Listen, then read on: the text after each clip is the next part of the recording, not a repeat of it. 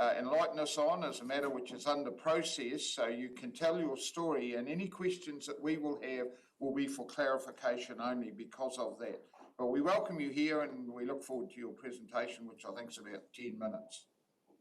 Thank you, Mr. Chairman. Thank you, councillors, for this opportunity to address you today. As you will be aware, as you might be aware, we just finalised a 3-year battle to get a consent for our farming operation at Head&Bush. We're likely to report that we'll be able to lower our nitrogen footprint by 7% and the phosphorus footprint by 2%. We will be freestall bands for 9% of the Waimatuku catchment. It's been an arduous journey, painful journey to us, and the reason why I'm talking to you today is not to moan and bitch about it, but really to put the question in front of you. If it was so hard for us to get a consent, so we are proposing freestall bands, the Rolls-Royce solution to Southland wintering problems at the moment. We've got 10-year experience running them. I've researched them for a master's degree. If we cannot get a consent, if it takes us this much, how will other people that need consents in the future will be able to get them? I'd like to make a few suggestions as to where you could look for pressure points that we have encountered. So the first one is the process. We actually went according to the rules. We started off with a scoping visit. The scoping visits were encouraging. We were told it's a mere formality to get a consent, and it's been a completely different story. Secondly, the mishandling of the consents along the way. Our consents were mishandled 3 times. And while that was happening, the legislation has been changing all the way. So you'd think that if you operate in an environment of changing legislation, you want to make it short and snappy to make sure that not much changes in the meantime. Thirdly, poor data and bias around the decisions around notification. Our consent needed, or were supposed to need notification because of the high nitrogen loading of the receiving environment and the proximity of the local school. Well, as it turned out, the nitrogen loading is actually 2% at the bottom of our farm, 2 parts per million at the bottom of our farm, and 2 parts per million at the school, and the level is 11. So nitrogen wasn't high at all. It was just a wrong assumption, and the data was based on information from bores with poor wellhead protection. Poor data leading to poor decision making around notification. Fourthly, a culture of animosity and anger and arrogance. Like, I cannot say it any different. Like we felt we were treated like criminals, and environment consent staff have not been able to identify someone who just wanted to do well to the environment, making it a better place out of a stewardship viewpoint. 5, a lack of experience and knowledge of consent staff. More than one occasion, consent staff were proclaiming, "Oh, that's what you tried to do," when we had them on farm showing the plans that we had. 6, the lack of a stable workforce. Like our consents have spent 4 different consents offices, and everyone had to be worked in and got up to speed and started their involvement.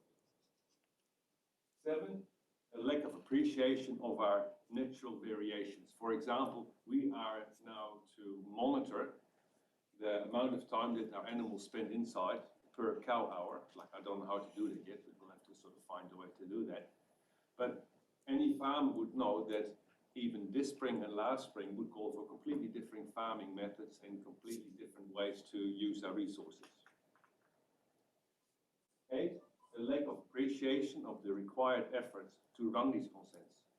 So we ended up with 108 different conditions spread over 38 pages, linking back to 1,550 pages of our consent. This is completely unworkable for us as a farmer. We had to, we are getting a company in, a specialist company, to run these consents, but I'm not sure how the compliance compartment of Environment Southland is going to run with all this. Plus the fact that you guys are going to have more consents like this to run with. How are you going to deal with all that? 9, the process has been more cumbersome, expensive than it needed to be. Like people were dragged into it that shouldn't have been there. We got a refund of $100,000 that was acknowledged by an independent councillor and commissioner, but it was just inflated and there was no need for that. And number 10, the lack of accountability. I think this is just a troublesome list, and I'm not sure if anyone actually loses sleep over that. It's so easy to make a statement and to inflate costs, but who is actually going to pay for that? Who is going to be held accountable to that? Now, a lot of our findings line up closely with the Consents Division Health Check 2019 by Mike Duisberg and Hilary Lennox. This report has not been widely circulated, and we had to get it under the Official Information Act. I very much agree with most of the findings in that report. They very much line up with what I'm saying here, but I do not agree with point 15, which said most of the recommendations have been implemented. It will be folly to believe that. We were there right at the end, and we did not find any sign of these recommendations being implemented. So that's the reason of my talk to you guys today. Please address these issues. If we want to end up in a position where we can deal with the wall of consents applications that's kind of come at us under the current circumstances, then this needs to be changed, because it's going to be a recipe for disaster. There's thunderstorms on the horizon for everyone, really, for the whole province and for the industry. Thank you very much. Thank you for sharing your story. Are there any points of clarification which councillors might like to ask for elaboration on? Jeremy? Just in regards to you say 108 conditions, is that over your whole, is it the consent was over the whole of your farm, or just one? We're talking that there's 3 consents. There's 2 individual ones, and 2 farms got combined into 1 consent, and there's 108 conditions on each. Councillor Beard? Yes, you referenced the high EN loss or high EN groundwater in the area. So how many monitoring boards existed that gave that high EN loss that was referred to? To be honest, I don't know exactly. Like, it is like obviously the closer ones that are more relevant, but I think 6 or 7. And those all tested high, or just some of them tested high? No, some of them tested high, and as it turned out, the most relevant one. So we started off right at the onset of this Havelock North disaster, I think, and that's why everyone was on edge on that. But there was no problem to fix it at the school. Like, nitrogen levels at the school was 2, and nitrogen levels at the bottom of our farm that has been there for nearly 30 years was 2 as well. So there's no high nitrogen loading. And that's from a bore test at the bottom of your farm? Yep, and from a test at the school. Councillor Horrell? Yes, so thank you for coming in this morning, Abe. As you know, as you mentioned, the current changes in legislation, it is getting increasingly difficult to actually intensify. But as discussions we've had in the past, we are on a continual improvement trajectory, and I'm sure there are learnings out of your case that will help going forward. So thank you for coming and sharing this morning. Yeah, Councillor McDonald? Yeah, thank you, Abe. Looking back on it, wouldn't you looked at it a different way if you knew what you were getting into from the start? Yes, definitely. We sincerely, hand on heart, started off to better the environment. But if I would have known how difficult it would be and how painful, I would have thought twice. Councillor McCallum? Thank you, Mr. Chairman. Thanks, Abe, for coming in. It's really good that you have come in to bring a number of points to us as clearly as you have, and have given them order and some thought. I won't say more than that. I've been contacted a number of times as your consent process has gone through, and there's been a number of meetings, so I won't go into that sort of stuff.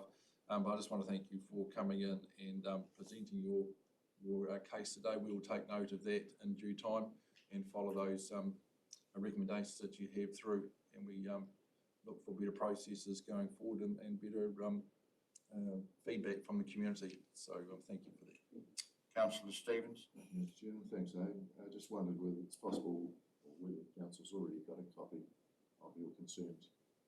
Are you quite happy to? Yes. Right, I think that concludes your time with us, and I, again, would just express the sentiment that council has put before you. Thank you for sharing with us. We recognise the responsibility we have to ensure that the environment is improving, but also to facilitate those who actually want to make that happen, and you have been quite helpful. So thank you for your time this morning. Thank you for the opportunity. All right, so we move to item 5, which is the confirmation of minutes. They are listed on your papers on page 5. Would someone like to move that they be affirmed as a true and accurate record? Thank you, Lyndall. Thank you, David Stevens. Their accuracy is open for question. Are there any typos or corrections, erratum or such, which to be noted? If not, I'll put the motion. Those in favour would say aye. Against, no. That's agreed. We now come to notification of extraordinary and urgent business. I don't believe so. We don't have any, no one has indicated to me there is anything, no supplementary reports or other questions. Again, I've not received any notification of questions. Chairman and councillors' reports. The floor is open to any councillor who has anything they wish to. Yeah, Councillor Edsler. Yeah, I do have those few slides that relate to the Owen Harnett's presentation from last month. What do you propose to? I was just proposing to take 5 minutes to run through them, and if they're not part of the agenda, but we could do it perhaps after the meeting is closed. Yep, okay. Right, I'll see how the meeting goes. If we've got time, we're certainly happy to do that. You've got them all prepared, ready, just to... Well, they're on a week, but... Right, okay, we'll look at that later. So if there's nothing else, do you want to do that now, seeing we are doing reports? Is that... Just point of information, Mr. Chair. We've had this slideshow at a workshop. At this stage of the coastal plan, I'm just probably alerting Lloyd that he could end up in a conflicted situation. Right. It was a really good presentation, but I'm just not sure.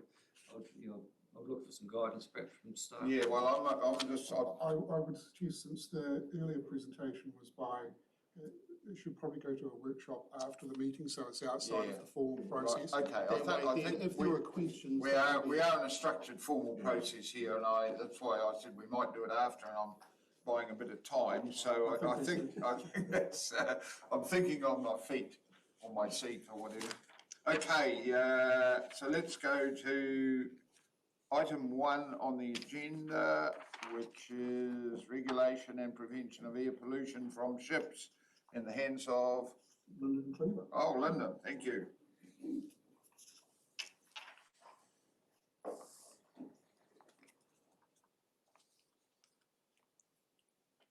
Morning, councillors. Through you, Mr. Chair, I think that everybody has a chance to read the item and forward if there are any questions that on this particular item. Perhaps you could just alert us to the salient points again, and then Councillor McCallum's got a question. On 1st of January 2020,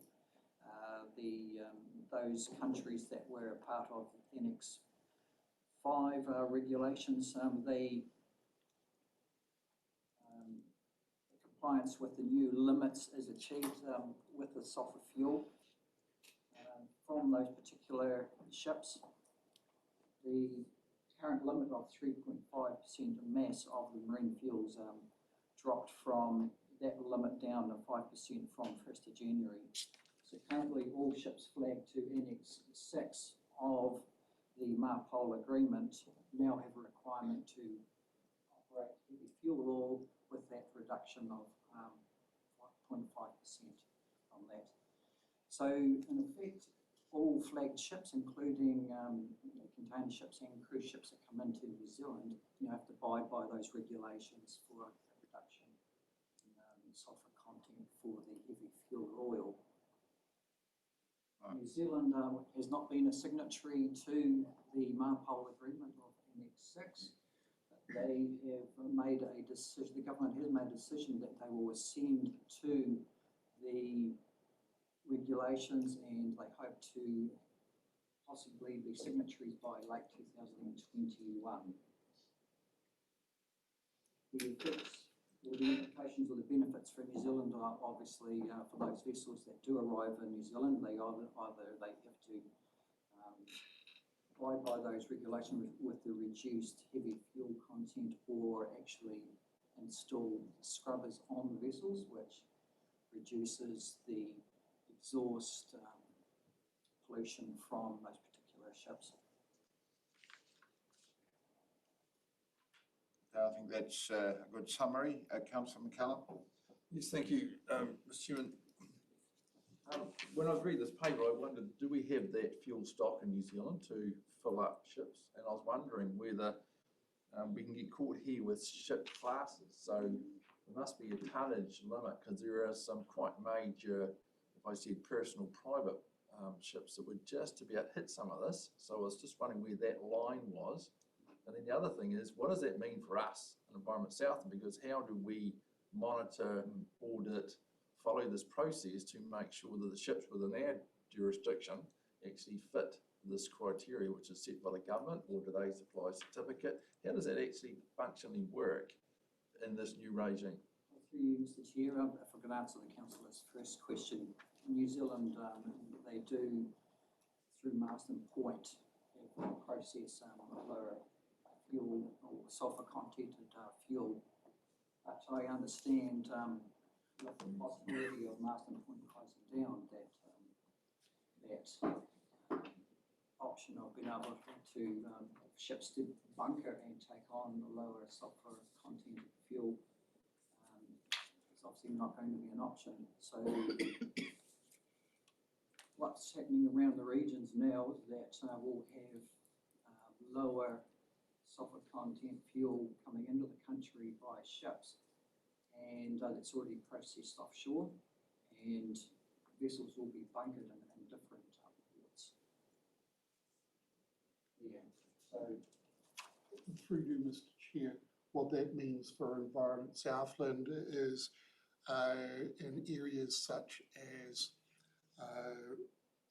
Manapuri, or where cruise vessels enter, they will all be complying at the very least with using low sulphur content fuel, so they won't necessarily have to use scrubbers that actually emit significant volumes of steam, which creates that an inversion layer, or what appears to be an inversion layer. So there will be positive amenity effects. With respect to what role Environment Southland will play in this, Environment Southland does not have a role with respect to ticketing or understanding which vessels will or will not be utilising low sulphur content fuel, because that's coordinated and regulated by central government. All vessels just have to comply with those regulations. Okay. Councillor Horrell? Yes, thank you, Mr. Chairman, and I'm sure that Ben, when he mentioned Manapuri, was actually talking about Milford South. Thank you. And Thank you. How they got there? Yeah, sorry. of course, this is an area where there have been complaints in the past of the visual effect and virgin layers. So this is good news that we're dropping from 3.5 to 0.5, significant difference, and it's not just airports, obviously around the world, ships don't have to comply, so they will have to come up with a way of doing that. The other question was that if the government hasn't ratified that, will it have legal effect straight away, or will that take that process of 2021? Hopefully people just do the right thing, but that was just another question. Through you, Mr. Chair, all flagships that are signatories to the agreement that are coming in, and they're already complying to that lower sulphur fuel content already. So, and that includes all the cruise ships. So there is no real impact on the environment as such for those ships that are coming in. Councillor McDonald? My questions have just been answered. Right, thank you. We go to online. Councillor Guyton? Thank you, Mr. Chairman. Thank you, Lyndon. I just had a question about the fuel itself. And because it's changed, I understand that what has been used, the heavy fuel, is environmentally pretty awful if it gets spilled. And I've written my little question at the side there. I'm just wondering, the new oil would be easier to contain or less likely to be damaging if there was an accident. I'm not sure if this is true or not. And does that, have you yet factored that, if that's the case, into our preparedness in terms of what I've called the mop-up squad, you know, our team that would go out to contain any oil spills from shipping? Through you, Mr. Chair. Response to the councillor's question.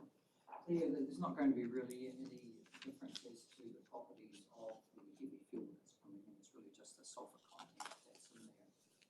So there won't be any difference to our actual full response procedures as such. Okay. Are there any other questions? Someone prepared to move the recommendation? Oh, I'm you've got a prepared to question? move, Mr. Chairman, but I'm just looking at the recommendation, because it looks like it's actually out of our hands. We're just noting a New Zealand movement, and I'm just wondering, is it council to note the update or resolve? Looks like we're making a decision. I'm just wondering whether that should be. We just need council to note, I think. So if that change, Mr. Chairman, I'm happy to move. Take it, council to note. Seconded, councillor Ludlow. Any discussion? I'll put the motion. Those in favour would say aye. Against, no, that's agreed. Go to item 2, the Regional Forum report. And we have Fiona Smith. And Bonnie, is it?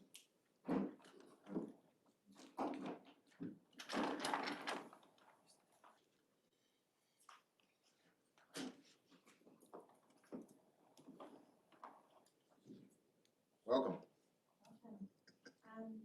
Thank you for the opportunity to be here today, Chairman and Councillors. And thanks for the opportunity to present a report on the regional forum for you to receive and to consider the recommendations that we've put into that report. So this report reviews the first year of work by the regional forum and provides commentary around the collective values and draft water objectives for the Southland community and Ngātahi community. And also we've put in some prioritised recommendations for immediate practical actions to improve water quality and to help inform the decisions ahead.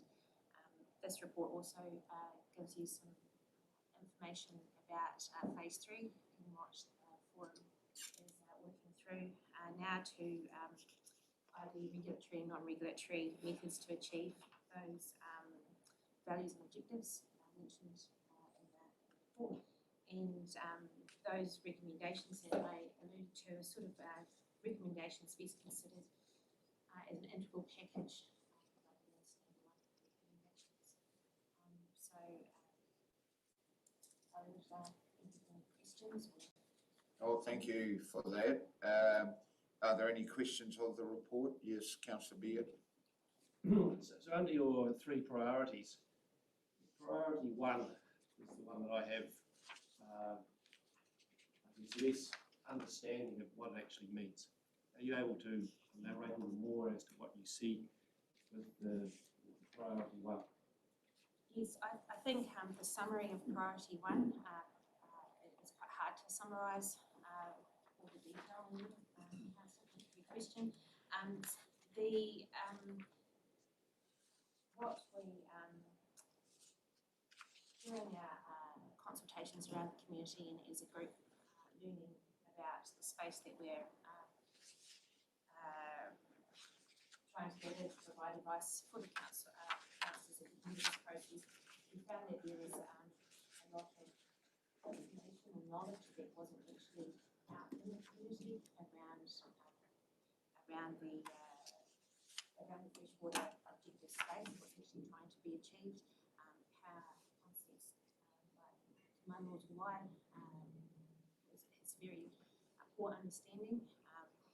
I think what we're trying to give in priority one is there's a need there for a coordinated approach for council to start providing some knowledge out there so that the community could have some understanding around why these recommendations are coming out, so that in 2 years when we have our non-regulatory and regulatory suggestions for how those objectives might be achieved, that they have some understanding of where that has come from, rather than being on the back foot, so to speak, of it being sort of all new. I think one of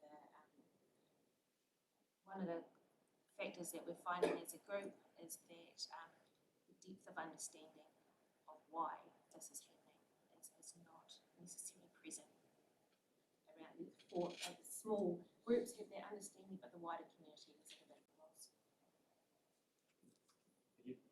Any other questions? Councillor Ludlow, then Councillor Horrell. Thank you, Chairman. Fiona, I just want to go back to the similar question, really. What do you see the framework looking like? Are you talking about in a really, really practical sense, logistical sense, a flow chart or a tick box thing, or how do you actually see it looking?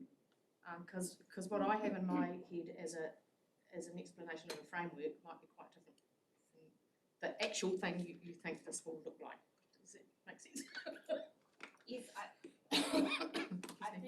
there's room there to some recommendations that we need some sort of structural framework around that. How that's best implemented or developed, I think there's quite a lot of room there for how that might look. I think what the whole of framework that we're sort of alluding to is enabling that. I guess it's enabling a structure where we can actually implement through collaborative action. So there's lots of different groups out there doing lots of things. There's catchment groups in Thriving Southland, and there's industry groups and those sorts of things. It's more about making sure that the development of that framework is sort of it's maybe like the implementation of a framework that includes all those people that have an understanding of what's trying to be achieved, and making sure that the council has informed the community in order for where they're making those strategies and those decisions and those discussions themselves, that there's true and strong information. So are you talking about pathways of communication and actually what is being communicated? Yeah. I think there's a lot of legislation out there. There's lots of rules and regulations and bylaws, and I think it leaves a lot of people just a bit bewildered. And it's just more of developing a catchment process or a regional catchment process on how to deliver. I'm not really succinct here. I'm going to give myself a corner. On even got anything that you'd like to? Yeah, I think through you, Chair, is also about the working collaboratively. So you've got a lot of different groups working in catchments. What's the council's role in coordinating that work that needs to go on in those catchments? So hence the link to integrated catchment management, which I know is something that we've been talking about here anyway, and it's just building on that, saying there's elements that the forum have seen around explaining concepts, bringing together different groups, thinking about how we do this to get the best outcome for our region on a catchment by catchment basis. So it's the framework that we can help put in place to support that group. Yeah. Does that make sense? I need to talk about it. Councillor Horrell. Yes, no, thanks for coming this morning, and this is, I guess, the first, public session we've had where we've had some interaction with where the regional forum is going, and just, with the recent announcements by government with the National Environmental Standard and the changes to the NES, the focus on Manarawai and Mountains to the Sea, which is part intrinsic in where the forum has been going, sort of basic foundations actually fits very well. In establishing the values, are you finding, there are a lot of different groups out there and different viewpoints, are you finding there's pretty much common threads on people's values? Just to step in through the chair, the values and the draft objectives are being worked through by the technical team, so by Council and Te Marama. We've been sharing this work with the Regional Forum over the last 9 months, but the Regional Forum themselves are not coming up with those values. However, you might want to comment on the values we've heard from people in the conversations we've had, which I think do align with Stephen. Yes, yes, as like Bonnie indicated there, Councillor, that we're not setting those values and objectives, they are coming through as a collective thing. Yes, they're aligning. I think the majority of communities of Southland want an improvement in fresh water. I don't think anybody has indicated otherwise, and I think there's quite a deep understanding and quite a drive to want to improve. I think the objectives, whether they're from how people are valuing the water bodies in Southland, the different the groups, the rural sector or the urban sector, the industry, they all seem to have a common goal of wanting to improve, and I think also have that connection with water. I don't think in Southland you cannot have a connection with water. There's plenty of it, and I think those values definitely have been coming through quite strongly. Surprisingly, I think aligned across the many different groups a lot more than we perhaps anticipated. I've got Councillor McCallum, then Councillor McDonald. Thank you, Mr. Chair. Well, thank you for bringing this in. It's been really good. We've had a workshop on it. We've had a number of interactions with the forum at different times. That's been really, really good. And I can see this work is coming, but it's not finished. And I think we're all struggling with the multi-layers that come before us and how we put them together. To pick up on your earlier point, we may use different words, but we want the same outcomes. And I think that's coming through. So we look forward to those objectives coming up. But yeah, I'm just wondering whether going forward, we probably need to have some more workshops with the forum, because I think there's a lot of things in here we need to develop up more. I think they've given a really good direction of where they see things in the paper. And I think the paper itself, as you read it through, is probably a little bit clearer than the recommendations. And the recommendations take you on one path, but the commentary takes you on another path. I think we need to go back in there and explore that more. That'll help you and help us, because at the end of the day, we're going to come together and make some decisions around the recommendations. So I just really want to thank them for their work, and we need to move forward with this development. So, no question on that, just a comment. Yeah, thank you. Councillor McDonald. Yeah, thanks for that, Fiona. I just want to say, started on this some time ago around share your why and collecting the information around the community's values. Do you think there's an opportunity, or do you think it could be a good idea to go back to the community and reaffirm those values? Because we've had quite a large upheaval. I'm talking like in a post-COVID, and just to reaffirm that mandate. Do you think there's an opportunity for that, to do that? Perhaps again, through your chair, that's the role of the council to consider whether we need to reaffirm those values, and we kind of discussed a bit at the workshop last week.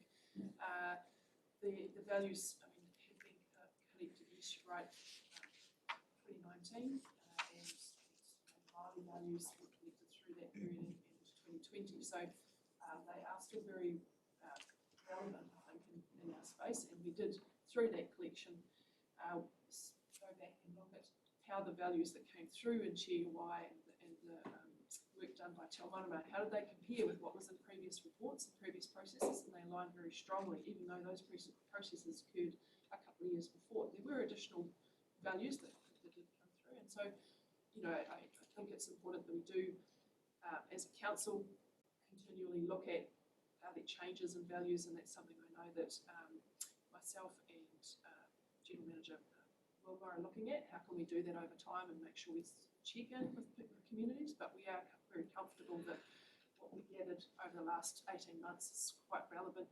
Yes, there's been changes, so people's outcomes might be slightly different, and we need to be mindful of that.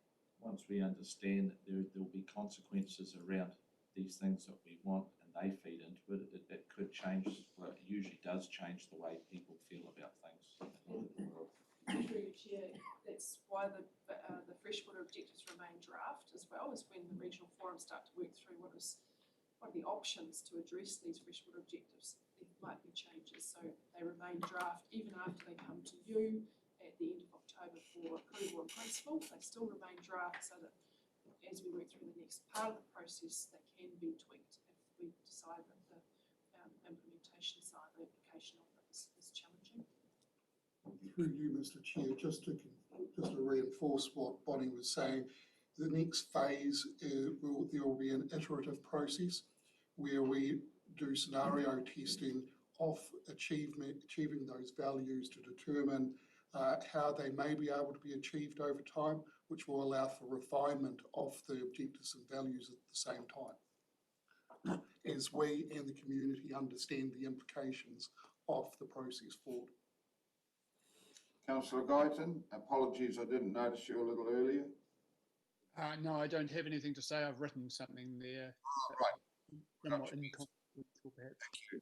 Sorry, Councillor Ludlow. Thank you, Mr. Chairman. Just a question. What might you see as the consequences and how to deal with them if council felt that we couldn't adopt your recommendation priorities 1 and 2 and 3? How do you see that potential? Mr. Chair, I'm just wondering whether at this stage in the process that that's actually the right question. And I courtesy to Councillor Ludlow, but I'm just wondering, the forum's made a report. We accept it and then we develop it up, and we have, that's what I suggested early on, workshops to go back, because there's more work to be done here. We're not in the final decision-making process yet, so I'm just wondering. I appreciate that, councillor, but we do need to perhaps consider the risk at some point, and I'm quite happy to discuss that with the forum in a different space, but through you, just wanted to raise that. Through you, Mr. Chair, it's a very valid question Councillor Ludlow has raised, and at least through the previous iteration of the National Policy Statement for Freshwater Management, there is a nexus between the recommendations that come from a regional forum and council's ability to go into a fast-track planning process that would avoid the Environment Court. The current iteration of the National Policy Statement, the relationship is slightly changed. However, it still reinforces the importance of the advice that council receives from the regional forum, and the advice it will be considered through the freshwater planning process as enabling us to avoid the necessity for subsequent litigation further down the track. I'm not sure I described that particularly clearly, but there is significant advantages and significant importance on the work that the regional forum is doing for council. And absolutely. I think if you look at the bottom of the page. It's not quite what I'm asking, but we can come back to that. If you look at the bottom of page 16, the next steps say that we are going to be embracing this as we move forward, and that's probably a time we'll flesh out more detail around some of those issues. So this is just a report received. You can I just add, following on from Vince's comments, too, the recommendation is all about actually this to be considered as part of the council's long-term plan process. Yes, that's what I was saying. These are good recommendations, like good broad council can use to shape up their thinking. So, I'm not sure there's yes no answer to the question, but that actually brilliant. Yeah, no, I think, And and your strategic thinking about Yeah. what's the next 3 years look. I think, Through you, Chair, the intention originally was that this report would accompany the values and draft freshwater objectives package, but Right. that package has been delayed, and as we've explained to you previously, just due to COVID and some challenges bringing the work together, it's quite complex. We felt that it was important that Regional Forum had an opportunity to present this to you now, because you were starting Yep. down your journey of looking at long-term plan process. Which is why I'm asking. Yeah, so Yep. we thought bring it forward to you, you can then consider it as part of your deliberations. Yep. And, you know, if you don't pursue them, that's, you know, something for you to consider, and just the response to the forum would be. yeah, Fiona? Thank you. Yeah, I think the forum is, this is a report to bring you up to date with what we've been doing, with how we've been finding the process, and like I said, some recommendations for you to consider as you review it, consider what's well out of what we've used to be helpful as we proceed through the next few years. So we're not looking for adoption, we're looking for review and consideration. Well, this isn't an end point. Your comments are noted, Councillor Ludlow. And are there any other questions? If not, we have two recommendations. I'll accept the motion for the two of them together. Someone like to move? Councillor McCallum moved, seconded. Councillor Beard. Any further discussion? Put the motion. Those in favour would say aye. Against, no. That's agreed. We move to item 3 on page 34. Through you, Mr. Chair, I just want to bring to the attention as Lucy comes forward and starts the discussion that this is actually the last strategy and policy meeting that Alex Morgan, Gavin McClabrick and myself will actually attend. We all leave the organisation prior to the next strategy and policy meeting. I don't know what to say, except we'll miss you. Thank you very much for the contribution you've had. You've been particularly good to work with, and I think we've been quite a useful team. So I just hadn't registered that this was the last supper, so to speak. I'd just like to say that Alex has been instrumental in such issues as the regional pest management strategy, leading the policy and planning division for an extended period of time over COVID whilst Lucy was on maternity leave, and has added huge value and knowledge to the organisation. Gavin has been instrumental in Council's approach to climate change and how we are taking those issues forward, and also leading the teams such as doing projects like the regional policy statement. And myself, well, I've probably been here for 6.5 years, and you're probably looking forward to me heading away to the West Coast. Anyway, well, thank you for that. Lucy. I just echo everything as well that Ben said in regards to the team members that I'm very sad to be leaving. So yeah. But we should move on. And the summary that I've got in front of you today, I know there's a lot on, and given that, I hope you'll indulge me if I give you an update on some of the quicker pieces, and I'll finish with an update on the essential freshwater package. So I'm going slightly out of order as per the update paper, but I think that there'll probably be most time and most questions from you on the essential freshwater package. So if that's all right with you, Mr. Chair, I'll just give you an update on all the other matters, and then I'll end on essential freshwater. So the proposed Southern Water and Land Plan appeals are merrily chugging along. Even since the paper was drafted, we've had 2 additional court directions, more papers and minutes and memos and affidavits being requested and required. But Philip Moore continues to reassure me that we're moving forwards, be it at what to me is slightly glacial pace. The majority of topic A is teetering on the edge of being settled. We've got 5 remaining objectives that the court has asked for some further information on. So that's the 3 9s, 9, 9A, 9B, and 13 and 18. So that was the latest minute that came from the court just this week. So Matthew McClellan-Clark, our expert witness, is working with the other planners today and tomorrow in that lovely phrase called hot tubbing to try and work through Objective 18. But the others are, we don't have any issues with what the court's latest position on is. So we're hopeful that topic A will be being settled soon. We are prepping for topic B and have been since before I came back.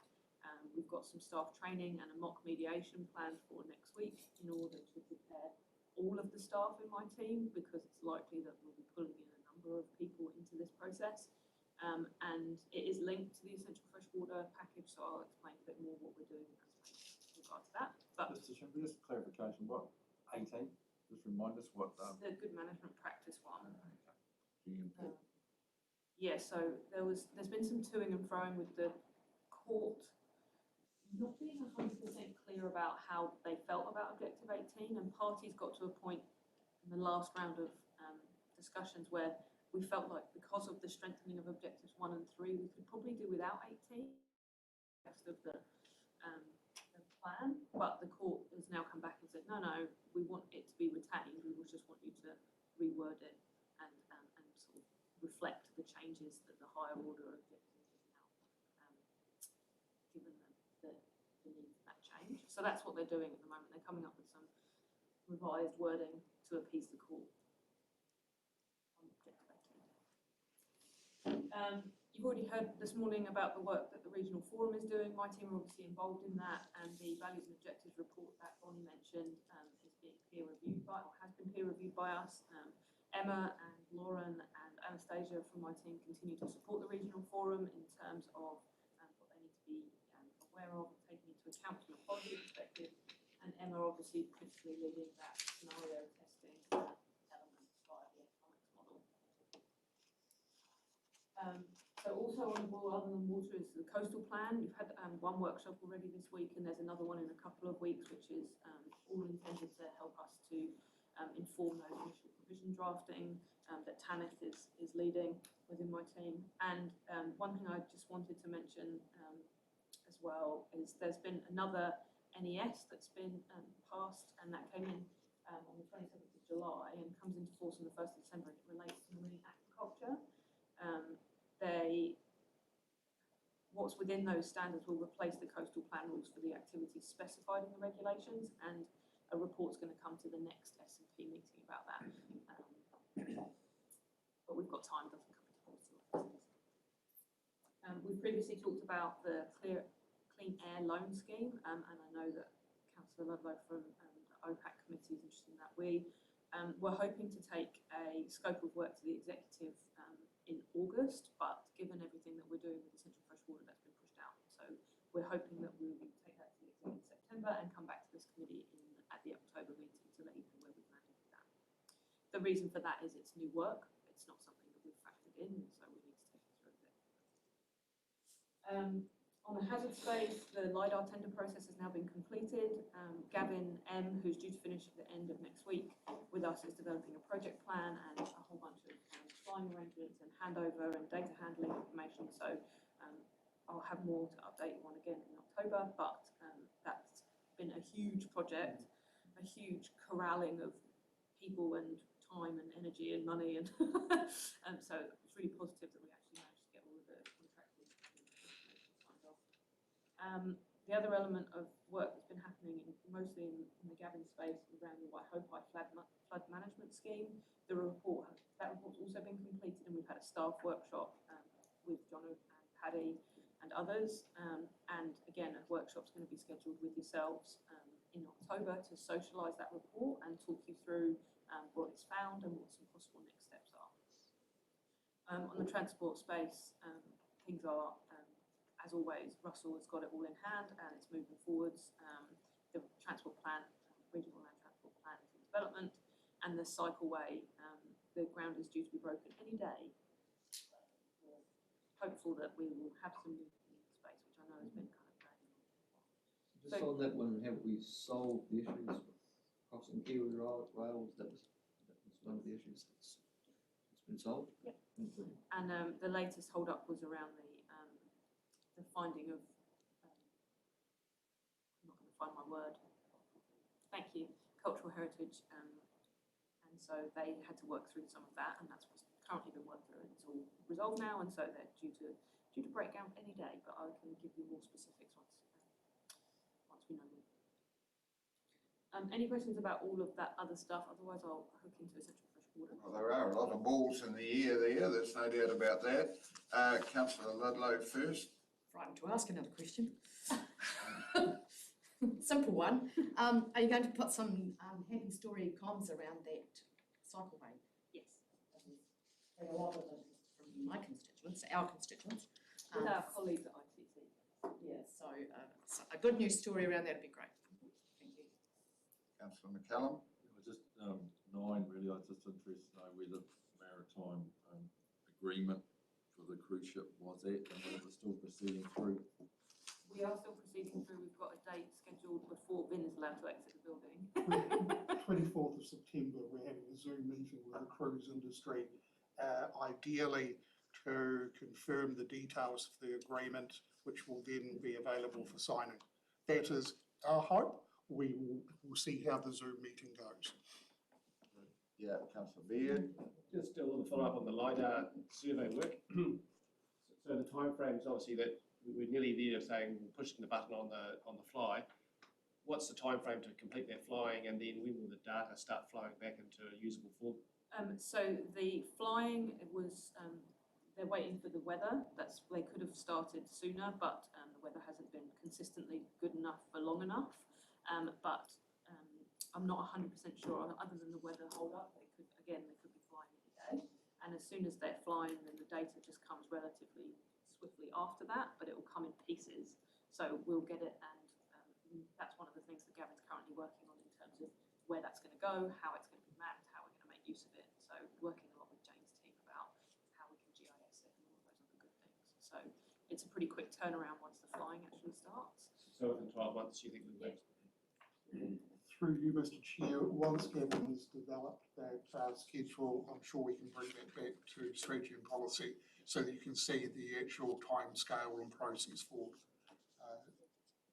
Yep, Lloyd. Thank you, Mr. Chairman. A little bit off topic, I'm sorry, Lucy. There's been other flyovers and other systems have happened probably through Venture South on back that far.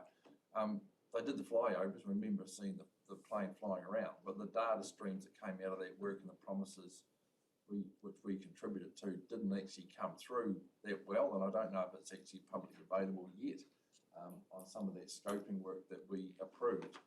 I'm just wondering, are we able to get an update on that at some stage? Because if we're going to do these activities, we actually want the data that's available to us for use for our role, and that's one that's effectively got lost. It got back into it's good south now, but it got lost in there, and I don't think anything meaningful came out. So I know very little about it, and I think Vin knows more, but what I do know is we have got some data from that, but it's in a format that's not easily usable by the public, and certainly not necessarily. So it sits in science, so the scientists have got it and make use of it, but it hasn't. That's as much as I know. But through you, Mr. Chair, Lucy's entirely right that we have certain elements of that data that science has been using and did use in the validation of projects such as physiographic units and such like. However, I think your concern or your issue is fear that it hasn't been as transparently shared and made available to the community as possible. We have had a raft of conversations with formerly Venture Southland with respect to that project and the data. And I'm sure a further conversation with Great South can occur as we move forward, because that is a community asset and the community doesn't have the access to it that was promised. Any other comments or questions? Not mover for the recommendation. Oh, sorry, yeah, go. Yeah, getting ahead of myself. I just thought that it might be helpful to separate. So, essential fresh water, action for healthy waterways. The policy and regulatory package was released and gazetted early in August. It includes a raft of policy mechanisms and tools, the new National Policy Statement for Freshwater Management and National Environmental Standards for Freshwater, both of which come into force today on the whole. There are subparts of the NES which don't come into force today. The intensive winter grazing element, which comes into force the 1st of May next year, and there's a couple of others around stockholding areas and synthetic nitrogen fertiliser, which both come into force on the 1st of July next year. There are also within the package was 2 Section 360 regulations, one regarding stock exclusion and one around the measurement and reporting of water takes. In addition, there's been amendments to the Resource Management Act, which has introduced streamlined, faster freshwater planning processes relating to our regional policy statement and regional plan changes that we will need to be making to give effect to those other documents. That amendment sets the deadline for notifying changes, which is what we are already working on as the forum process and the projects. It's fair to say that ES staff across all levels and certainly across all teams have been actively participating in every opportunity we've been given over the last year at least to advise on this package as it's been developed, and we've been briefing you as we've been going through. Since its arrival, it increases the scope and complexity of policy and regulation that we have to implement. It will have significant implications for our resourcing. It's going to have increased costs for landowners and resource users, but that will be phased in through time and through various regulations and through the subsequent plan changes as they come into effect.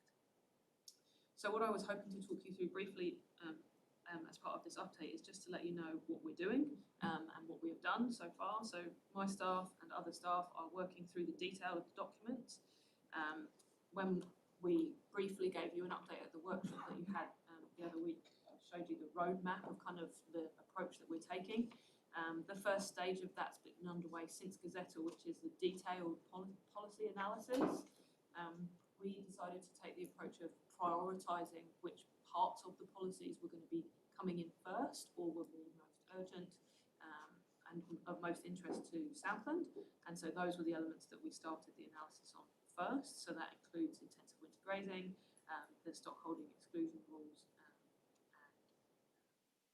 the fertiliser, nitrogen cap stuff. So as part of the analysis, which is focused primarily on the National Environmental Standard, because that's what's coming into force soonest. And next we'll be doing much more detailed analysis on the NPSFM and working with Bonnie and her team and Rachel in terms of the values and objectives package and what we in regard to those changes. There are also a bunch of, let's say that flippantly, there is a lot of new data requirements as part of this package, and so we're working with Elaine and with John in the science divisions to make sure that we're really clear about what that looks like and how we're going to be able to capture and record that information. So very complicated, very comprehensive, large suite of information we're navigating at the moment. It's fair to say that it doesn't neatly fit with what exists within our plan. Also added complexity of the fact that a lot of our plan is currently being appealed, so we'll that as well.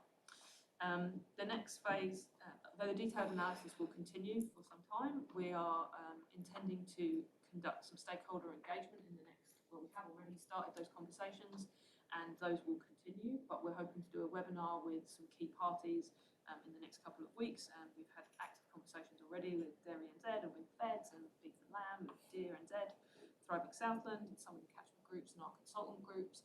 So we're actively and proactively, I should say, engaging with our stakeholders. And as and when the analysis portions are being completed, that's what's framing up our messaging. So we've already shared quite a bit of information as we've been going on. The intensive winter grazing was the first one that we released information about last week, and you will have seen about the legal advice that we took as well. So that was, that's how we intend to carry on. We'll keep sharing with the community as and when our analysis is completed. There's a lot of internal work going on. We've set up an implementation group which is cross-organisational, so there's tier 3 managers from consents and compliance, myself, Fiona, obviously, from the Land Systems Department, Bonnie sits on it, we've got comms in there. So we're trying to be as joined up as we possibly can, so we've got one message going out. All of the analysis is principally being done by my team at the moment, but that's just because that's where it sits best. It won't always remain with us. We know that there's a lot of front-facing staff who need to have the information in the best and easiest digestible form, so we're working with comms on that. So beyond the stakeholder engagement, the intent then would be to be developing a internal implementation document, and that I'm hoping I'd be able to get a version to workshop with you in October. That's going to be much more detailed. We're going to have a lot more indication about the resourcing implications, and that will cover not just my team, but consents and compliance and beyond into science and IT and all manner of other departments and divisions that are being affected by what we're needing to be doing. And ongoing and continuing is the need for very detailed communication with the community. I've got more information about detailed portions of it, but just to flag that portions of the NES are not permanent, so they're in place for now, and then they will fall away once our plan change comes into place, and the MPSFM as I said, the implications for the appeals are being determined as part of the analysis as we're going through. Yeah. So happy to take any questions. Lord McCallum. Just before we get there, if it's all right, I just want to touch on a piece of work that supports what Lucy's doing, and that's at a larger scale through the direction of our Chief Executive and Chairman. There is a Southern working group starting to be formed between Environment Canterbury, Otago Regional Council, Environment Southland and West Coast Regional Council, with Ngāi Tahu as the glue, as described, to try and streamline, coordinate and share information and resources and also solutions that can be applied over that geographic area, so that we're not all inventing the same wheel. We're trying to work out some low-hanging fruit at the moment as trials for getting this model up and running. But there are significant opportunities for the council to collaborate, to develop shared solutions, and to provide better service at a lower cost to the communities of the Lower South Island through that work as well. Okay. Lloyd, take you first. Lucy, I'm just probably thinking very simply, and I understand what Vince just said and the work streams that you've got to get communication out to people. And we probably have a view around this table because we know part of the process. But I'm just wondering, it would be nice, in my view, to connect with the community in a very,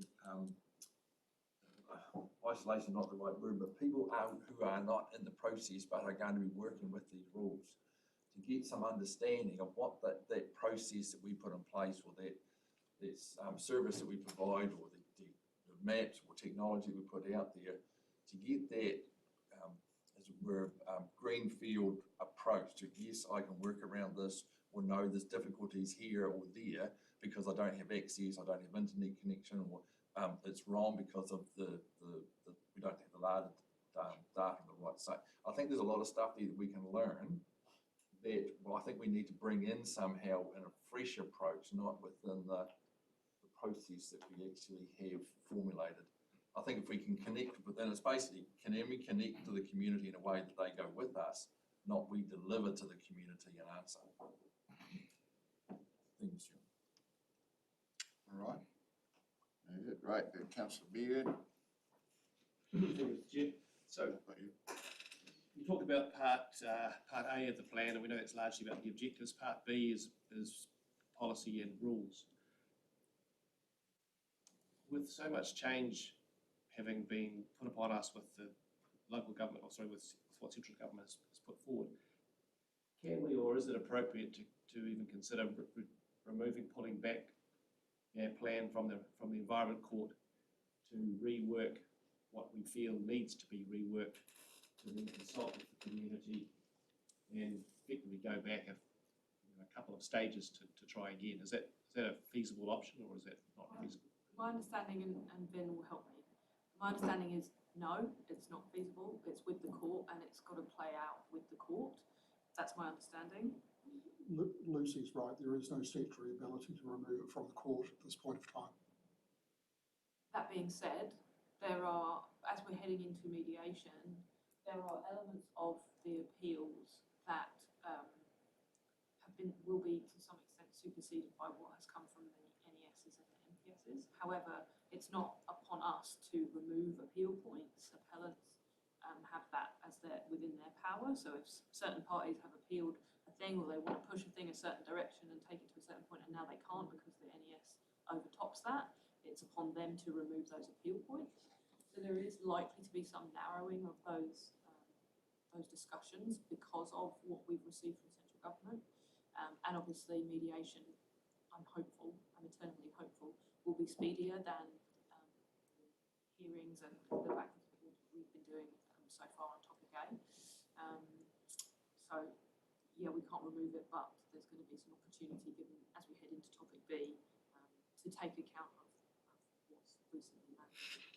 So supplementary then, is there any parts of our plan that weren't appealed that the NES or other forms of change will affect that we will have to somehow rewrite without it going via the court process? Potentially yes, but that's part of the analysis that we're currently working through. We're focused on the elements that we know are live of interest in the community. We also, as we're doing those things, ticking off where those particular points knock into the appeal points, the broader parts of the plan that may or may not be under appeal, there will be some movement, but as I was saying before, the two pieces don't neatly overlap. The stock exclusion one is a prime example. It's completely different in many, many ways in terms of what the new regulations are compared to what exists within our plan. So the community will or won't have an opportunity to see some of these changes before we have to adopt it as a council? You're right. That is the process that's before the Environment Court, and the Environment Court will make the determination on the final structure of the rules.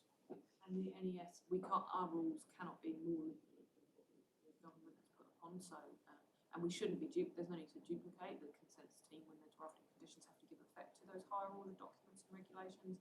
But we need to be making sure that in terms of our messaging, we're very clear about which rule they need to be abiding by before. There is a however in response to Councillor Beard's question.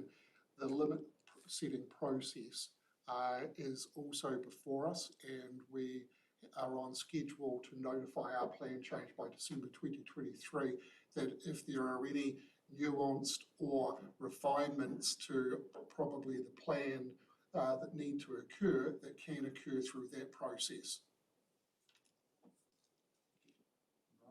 So we now go to Nicol. Thank you, Mr. Chairman. Just picking up on a couple of those last comments as well. The legal process we're going through at considerable expense will provide some precedents, which some of my colleagues around the country are saying, thanks for you guys for financing this, because we're looking forward to having the new Judge Shepherd faster process, which will preclude appeals to the Environment Court except on matters of law, which is something I think most councils are looking forward to because of the time and the expense that we're going through at the moment. And I guess some of the other questions, just the complexities of some of the NES and the MPS. I know our staff and others are working through what does it actually mean, because it's not that clear, and while we want to give a clear steer to the public, a lot of it we're not there yet. There is an implementation committee that there is regional sector representation on, but it's going to take a while to work through some of that. But you mentioned before, and I think it would probably be good to publicise a little bit, is that some of the NES has finite finishing dates, and that's probably not widely understood. Would you like to run through one or two of those things? That I think some of them are 2025, some of them will sort of line up with limit setting and drop away, and that's probably... Yes, thank you. Through you, Mr. Chair. So broadly it relates to some of the agricultural intensification portions of the NES, some conversion, irrigation, and the use of land as dairy support. They have finite, their timeframes on them are finite on the basis that the NPSFM requirements will succeed. So once we've got a plan change, once we've got our plan change in place, informed by the work that Ollie's team and the regional forum are doing, that will take account of minimums that we need to be abiding by.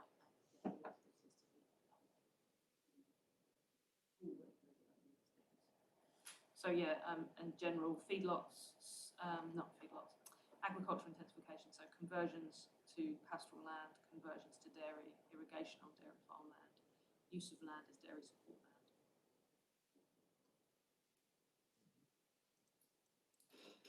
land. Yeah. Emma.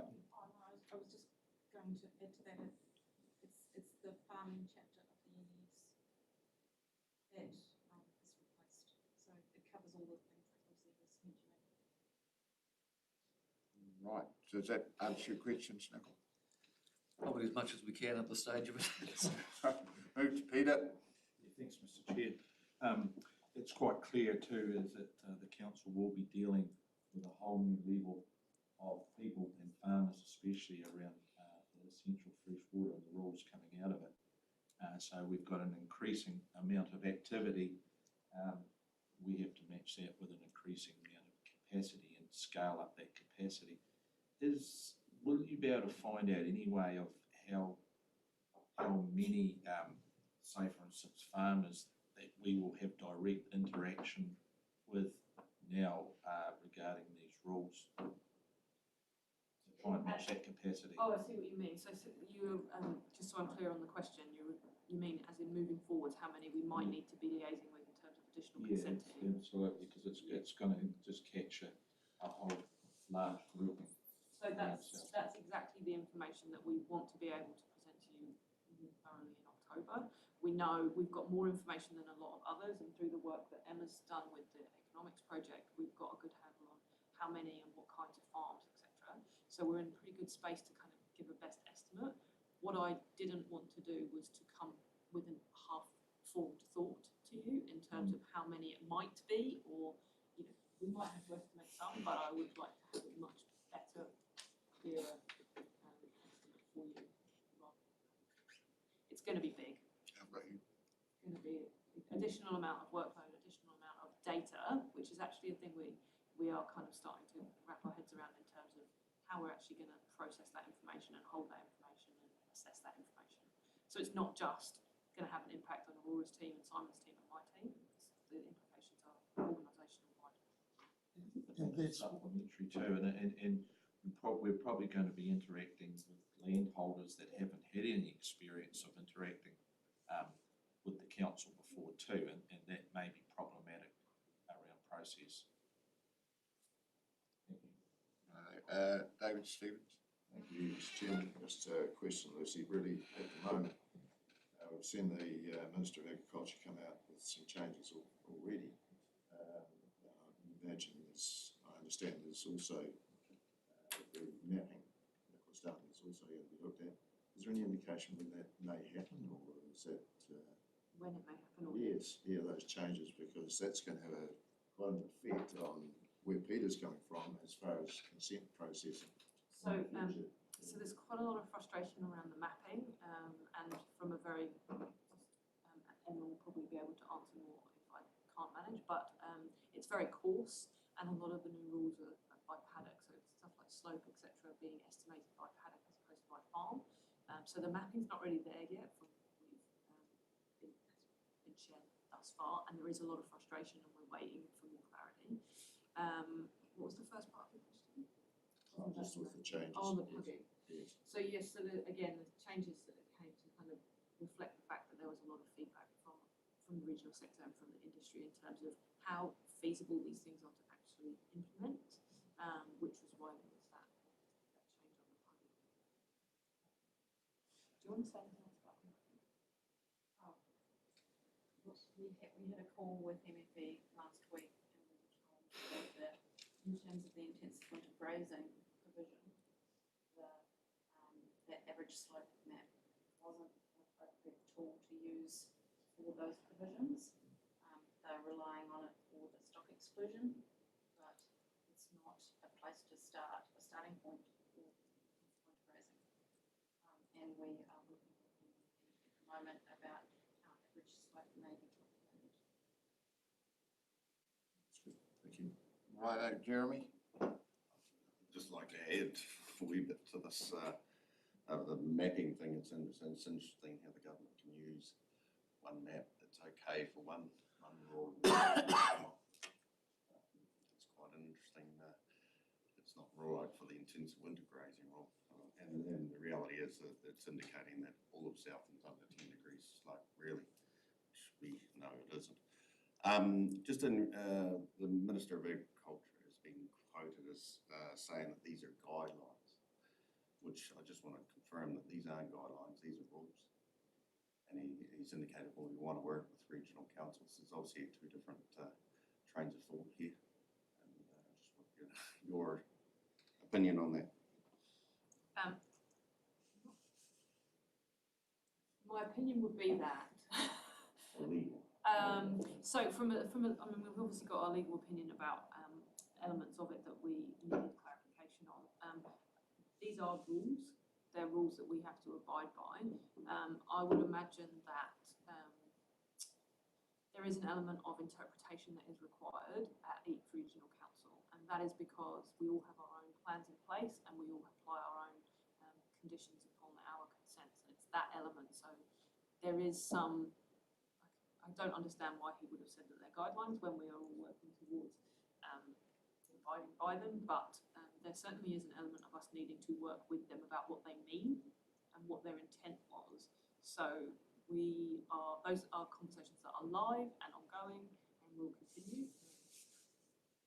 Yeah, will help us to frame up what conditions actually we need to apply in order to achieve the rules that have been set. Alan, did you have another question? Yeah, just a final question. I don't know whether it's been where there's enough information to gauge, but it's like in the consenting process, some applicants apply for 35-year consent, some apply for less than that. What is the expected time frame, or have you got, is there an expectation of a time frame? Can this be a 10-year consent if in the case of a wintering consent, or is it going to have to be on an annual basis and specific to a paddock that they're looking, or paddocks that they're looking to intercrop? I think that there are elements that have changed in terms of the timeframes of how long a consent can be issued for, but I'm looking to my... The issue of getting a consent for an activity in a particular piece of land on a property, and then that activity moving around the landscape that you're touching on, is certainly something that we're talking to the Consents Department about, and how that can be managed in a way that makes it as easy as possible, but as practical as possible. Sure. I've got an answer. Is it going to be, it's still an issue that we work through, whether it's a 5-year consent or it's an annual consent? So the duration, I think that there was, I can't remember in which part of the package, but I do remember seeing something about the duration of consents for certain activities being addressed. We need to come back to him. But again, Nicole, oh, sorry. It's council staff's strong desire that consent should be granted for as long as possible to cover its broader area to ensure that they actually provide some ability for people to manage their farm system in the appropriate way without the need to come back to council on an annual basis. That would be the least favoured option because it would be highly inefficient for all concerned. Yes, we will. Nicole? Just on that one from memory, I think I did see a date like 2030, but the indication to me was it could be up to 10 years. But again, there's a lot of complexity in this, and as Lucy alluded to, you could have different interpretations in different areas, and I don't think that's helpful. So I'm very hopeful that the high ideals that these things are aimed to fix, I think we all agree with, and I'm hoping that there'll be an ability to work with MFE and work with government to try and clarify some of these things. So I know there's a lot of angst out there on having to So you have your paddocks grassed by a certain date, and we know in Southland that if it's wet, that's not practical. We know the reasons why they want something growing in those paddocks, and I think as we work through this, we can probably come up with some sensible solutions, but it will take some time, and we'll be going dialogue on it. Lloyd? Oh, Thanks. sorry. Can I just clarify, sorry, Yeah. both Emma and Alex is helping me out. So there's the two parts, or two additional parts. There's a linkage to the farm plan requirement, which again, we're navigating through when those come into force and what they actually need to be paid. So that's one part in terms of the duration of a consent and what kind of consenting requirements would be needed. The other part is that, and I'm glad I didn't imagine it, resource consents for discretionary activities within the NES. They can be granted for a discretionary activity, must be for a term that ends before 1 January 2031. So moving away from that 35 years. Lloyd? Thank you, Michelle. Just one comment. I think in there too, there's actually a cost recommendation of about $200. I think I've seen that at one stage. I didn't know how that was going to work, go down, or be dealt with. But my point, so that's just a side comment. Lucy, I'll let you finish writing. Lucy, when I look through it refers to getting all the plans in order. So the regional policy statement and the coastal plan, there's a number of, to even put these rules in place, we're going to have to do some plan changes. How long does that process take, and what does that involve? Because looks like we may not be able to actually enforce these things until they've actually got those plan changes and the hierarchy of plans sorted. So again, different parts have different requirements. Yes, there will be an element of change that's needed for the RPS and also for the coastal plan. These changes butt up against the fun of the national planning standards, which we were also on a clock to achieve. So there was going to be an element of plan changes that would be required in order for us to get our documents into those formats. In terms of the timeframes, we're still working that out. We need to figure out the order in which we're going to be able to implement these specific changes that are needed into the specific places. The other part of your question there around the rules not being, did you say something around the rules not being I don't know. We've got to have a plan change sorted before we can actually implement and enforce the rules. So yeah. So the NPSFM element will be captured by the water plan change that we're scheduled to be notified by the end of 2023, which is what the regional forum are working on. So that's the NPS elements. The NES stuff will be enforced regardless of us getting it into a plan because we have to reflect those rules. The bit that we're working on is the translation and the merging together of our suite of rules and the NES rules so that we can be very clear to the community which are going to trigger a need for a consent and a when. So they don't need to be in the plan in order for them to come into effect. And same for the Section 360 stuff. On a positive, Professor Skelton, who's the Freshwater Commissioner, has indicated that any plan change or policy change that relates to land or water can be put through the freshwater planning process to avoid the need for environment court proceedings moving forward. And he has indicated that it is its council's discretion to determine the breadth of the relationship.